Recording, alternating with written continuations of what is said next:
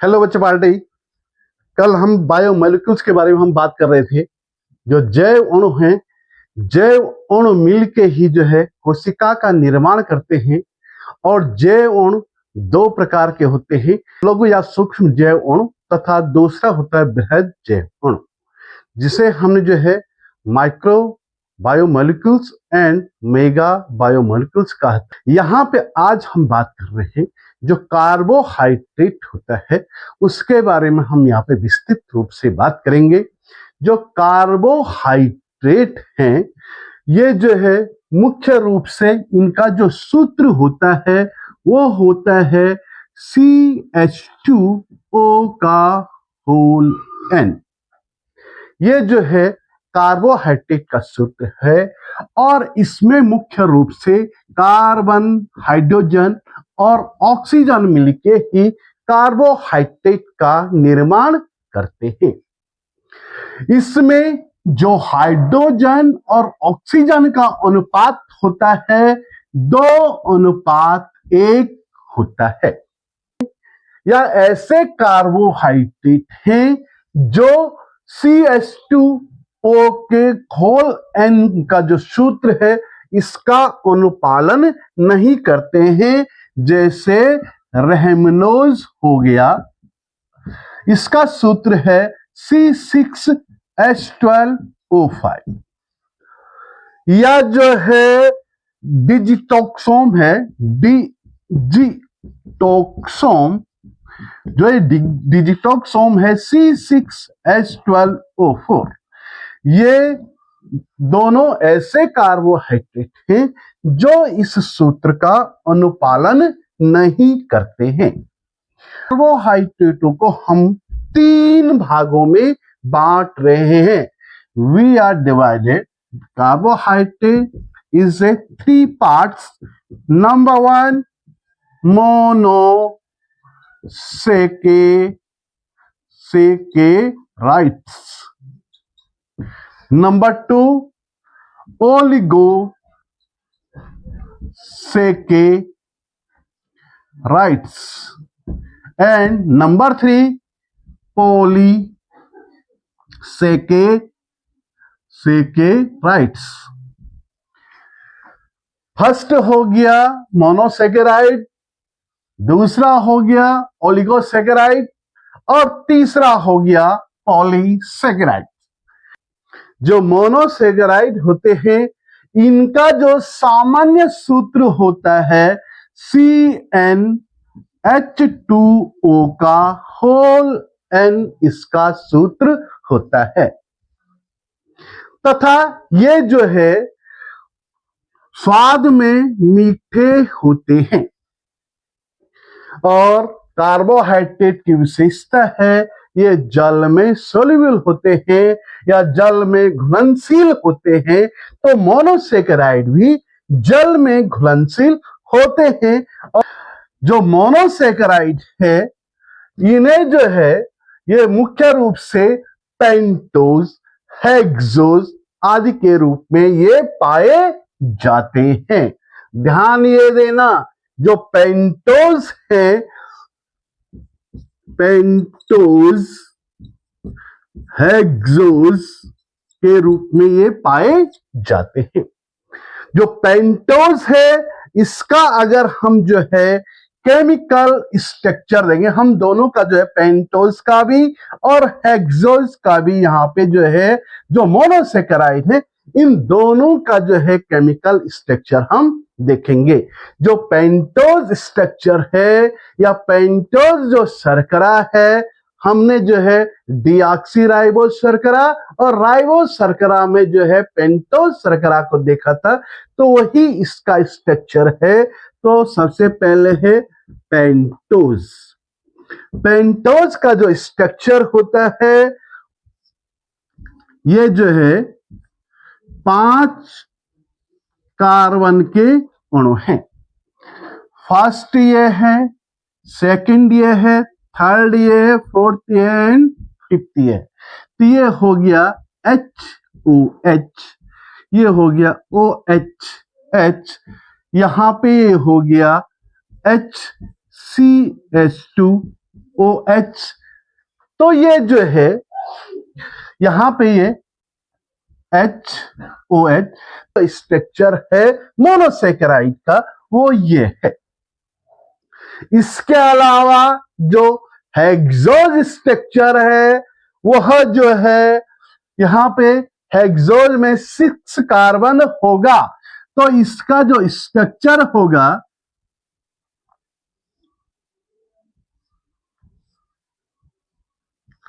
यहां पे देखिए, ये हो गया इसका फर्स्ट, यहां पे OH है, H है, ये हो गया सेकंड, OH है, H है, ये हो गया थर्ड कार्बन, H है, OH है, ये हो गया फोर्थ कार्बन, OH है, H है, ये हो गया इसका 1 2 3 4 5 एंड 6।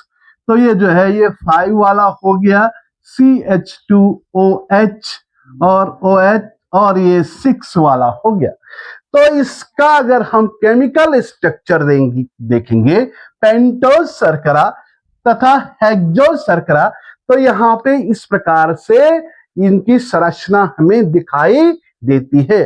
दोनों सेकेराइड्स वे कार्बोहाइड्रेट हैं जिनमें सिर्फ एक जो है एक सेकेराइड पाया जाता है और इनका सूत्र CnH2O का होल N होता है, तथा ये जो है पेंटोज है, हेक्सोज है, इसके अलावा जो है गैलेक्टोज है, ये इसके स्ट्रक्चर है। तो ये हो गया मोनोसेकेराइड के बारे में।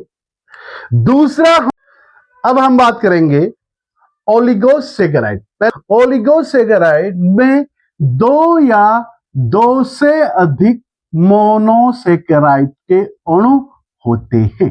ये जो है सुक्रोज हो गया, जो सुक्रोज है इसमें एक अणु तो होता है ग्लूकोज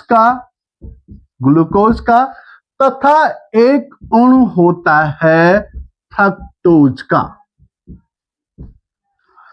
माल्टोज हो गया, माल्टोज, जो माल्टोज है इसमें 2 अणु ग्लूकोज के होते हैं। तो पहले हम जो है जो ओलिगोसेकेराइड्स है इसको भी हम 2 भागों में बांटते हैं। एक तो हो गया डाइसेकेराइड,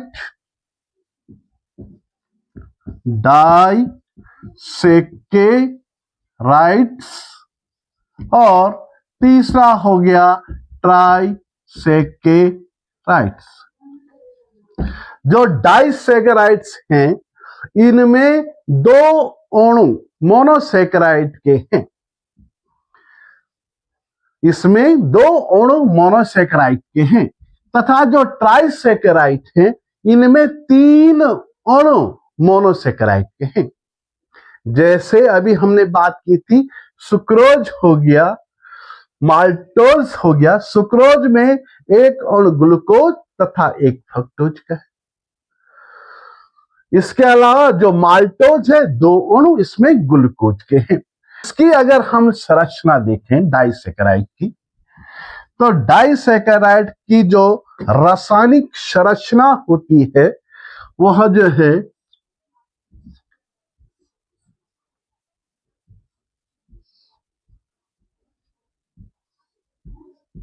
इस प्रकार से,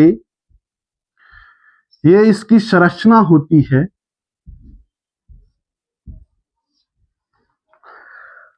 यहां पे हो गया OH, H, H, OH, H, OH, इसके अलावा H, OH,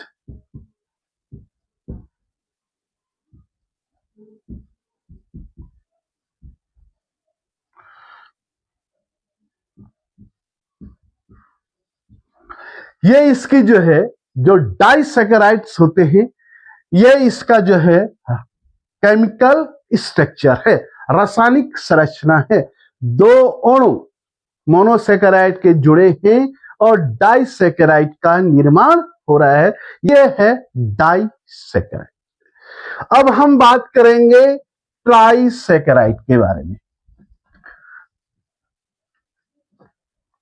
ट्राइसैकेराइड्स, जो ट्राइसैकेराइड्स होते हैं इनमें 2 से अधिक अणु या जो है मुख्य रूप से 3 पोलोसैकेराइड के अणु मिल के जो है ट्राइसैकेराइड का निर्माण करते हैं।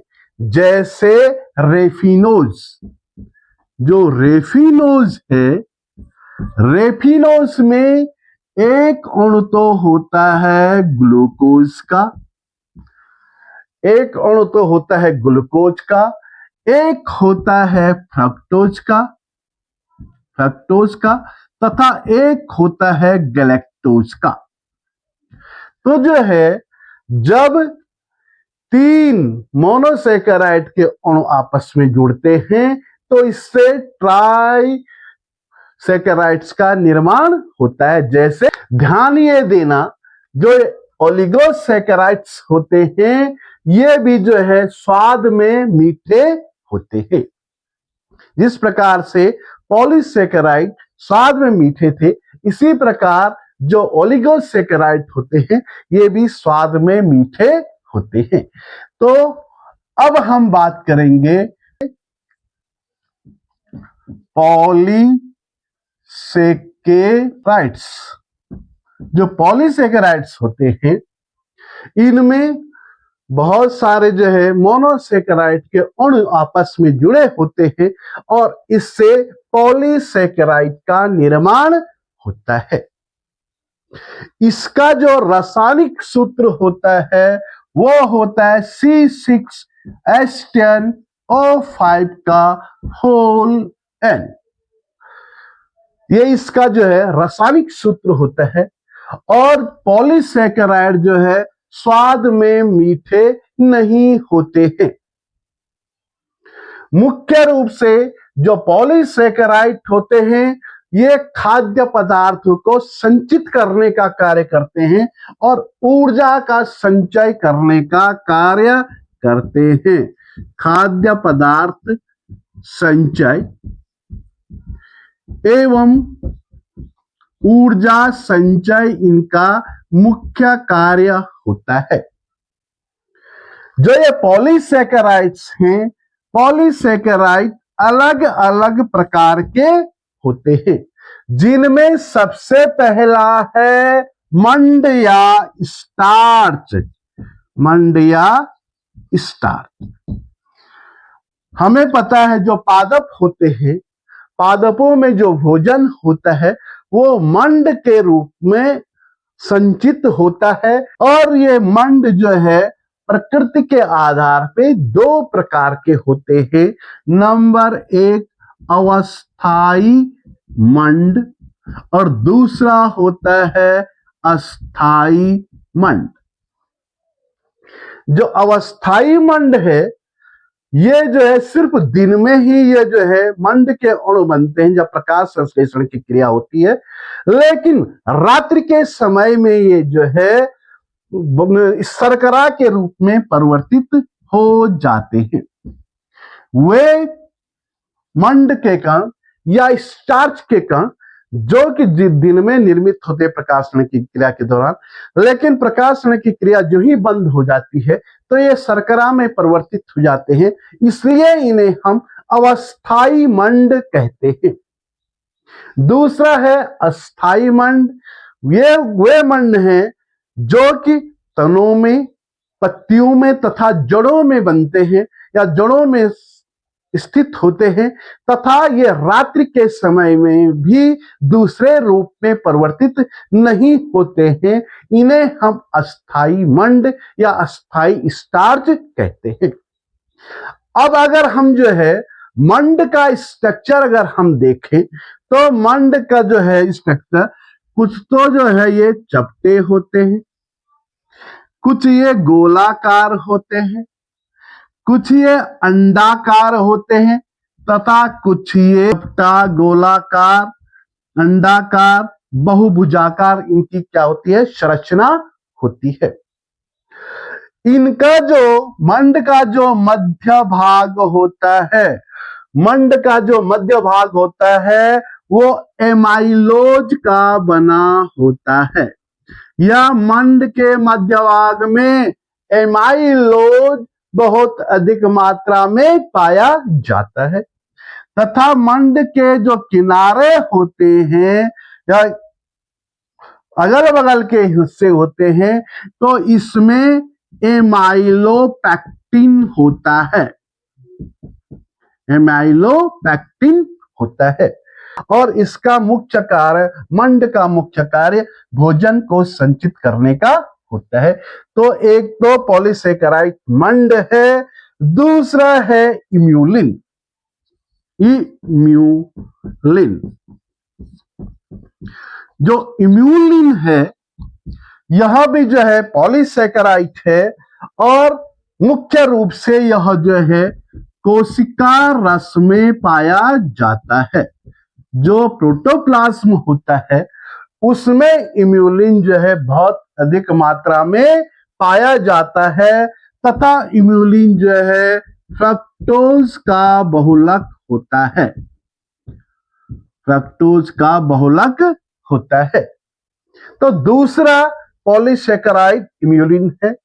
तीसरा हम बात करेंगे सेलुलोज। सेलुलोज, पादपों में सेलुलोज बहुत अधिक मात्रा में पाया जाता है। काष्ठीय पौधे होते हैं या काष्ठीय वाला जो भाग होता है उसमें 20 से लेके 50% सेलुलोज पाया जाता है। और सबसे अधिक जो सेलुलोज होता है वो कॉटन में या रुई में पाया जाता है। जो रुई के रेशे होते हैं इसमें 90% सेलुलोज होता है। तो आपको जो है ध्यान ये देना है, बहुत बार कॉम्पिटिटिव एग्जाम में आता है, बताइए पादपों के किस भाग या किस पादप में जो है सबसे अधिक सेलुलोज की मात्रा होती है। तो आप बोलेंगे जो कॉटन के रेशे होते हैं उनमें सबसे अधिक 90% सेलुलोज पाया जाता है, जो कि पॉलीसेकेराइड है। इसके है ग्लाइकोजन, ग्लाइकोजन। जो ये ग्लाइकोजन है, ग्लाइकोजन में जो है 12 से 18 ग्लूकोज के अणु होते हैं, या 12 से 18 ग्लूकोज की इकाइयां इसमें होती हैं। और जो फंजाई होते हैं, फंगस होते हैं, इनमें ग्लाइकोजन भोजन के रूप में संचित होता है। पैक्टिन हो गया, पैक्टिन हो गया, इसके अलावा काइटिन हो गया, काइटिन हो गया, गोंद हो गया, ये भी जो है अन्य पॉलीसेकेराइड्स हैं। तो यहां पे जो है जो पॉलीसेकेराइड है, मंड है, इम्यूलिन है, सेलुलोज है, ग्लाइकोजन है, पैक्टिन है, काइटिन है, गोंद है, ये जो है पॉलीसेकेराइड है। यहाँ पे हमने जो है जो कार्बोहाइड्रेट होते हैं इनका स्ट्रक्चर देखा, इनका जो है केमिकल फॉर्मूला देखा, इनकी प्रॉपर्टीज देखी, इनकी फिजिकल प्रॉपर्टीज देखी, इनकी केमिकल प्रॉपर्टीज देखी, तथा इनके टाइप्स देखे। तो आप जो है कार्बोहाइड्रेट के बारे में पुनः जो है इसको देखेंगे अच्छे ढंग से। आपकी कोई भी क्वेरी हो आप मुझसे पूछ सकते हैं, और बहुत बार कॉम्पिटिटिव एग्जाम में इससे बहुत ज्यादा क्वेश्चन आते हैं। तो आज के लिए इतना बहुत है। थैंक्स।